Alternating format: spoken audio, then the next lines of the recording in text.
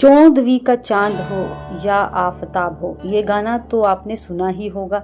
ये खूबसूरत गाना आज भी उतना ही खूबसूरत है जितना अपने दशक में था, यानी कि 60 के दशक में। ये 60 के दशक का एक लोकप्रिय उर्दू कविता पर आधारित एक गीत था जो एक प्रेमिका की सुंदरता का वर्णन करता था, जिसमें उसे चांद से तुलना की गई। ये गीत 14वीं का चांद का एक हिस्सा था जिसमें गुरुदत्त और वहीदा रहमान ने अपने अभिनय से सजाया था। ये गाना उस दौर के सामाजिक परिवेश को भी दर्शाता है जहां महिलाओं को सार्वजनिक रूप से घूंघट में रखा जाता था और घर दो भागों में बटे होते थे। 14वीं का चांद वाक्यांश जो है वो पूर्णमासी के चांद को संदर्भित करता है, जो उर्दू में किसी सुंदर महिला के लिए कहा जाता है। गाने में प्रेमिका के चेहरे को इस तरह सुंदर बनाया गया है कि उसके पूर्णमासी के चांद से तुलना की गई है। इस गाने में एक ऐसी भी जगह है जहां पर्दा करने की बात होती है और वह एक त्रासदी में बदल जाता है, यानी कि जहां पर्दा करने वाली महिलाएं भी अपने नकाब को सब्जी खरीदते समय खोलती थी।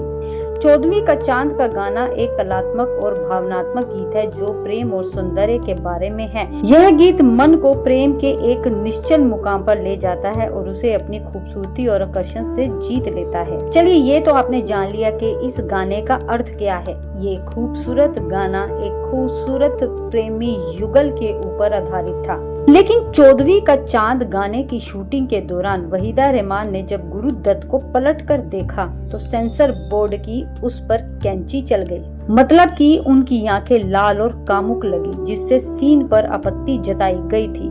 गुरुदत्त ने पहले लाइट का बहाना दिया, लेकिन जब सेंसर बोर्ड नहीं माना तो गुरुदत्त ने समझाया कि यह पति पत्नी के बीच का सीन है जिसमें कोई अनुचितता नहीं है। गुरुदत्त के तर्क के बाद गाना वैसे ही रिलीज हुआ। इस खूबसूरत गाने को लेकर यदि सेंसर बोर्ड की कैंची चली तो इसमें आपत्ति क्या थी? इस गीत में कुछ ऐसा नहीं था जो आपत्तिजनक हो, लेकिन फिर भी सेंसर बोर्ड ने आपत्ति जताई इस सुंदर गीत के ऊपर।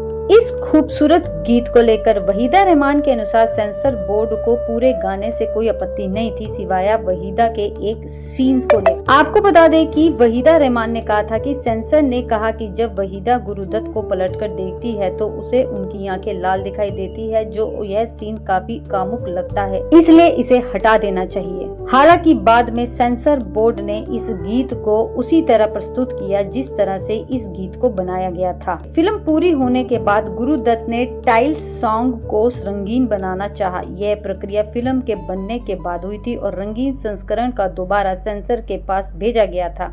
14वीं का चांद फिल्म का टाइटल सॉन्ग था। यह गाना अपनी सुंदरता के लिए आज भी जाना जाता है। इस फिल्म में वहीदा रहमान के अंदाज को बखूबी वहीदा रहमान ने पर्दे पर उतारा और ये गाना वहीदा रहमान के लिए मील का पत्थर भी साबित हुआ। लेकिन सोचने की ये बात है कि 60 के दशक में इस गीत में ऐसा कुछ नहीं था जिसे देखकर सेंसर बोर्ड ने आपत्ति जताई थी, लेकिन आज यानी के 2025 में ऐसे कई गीत हैं जहां सेंसर बोर्ड को कैंची चलाने की जरूरत है, लेकिन वह खामोश है।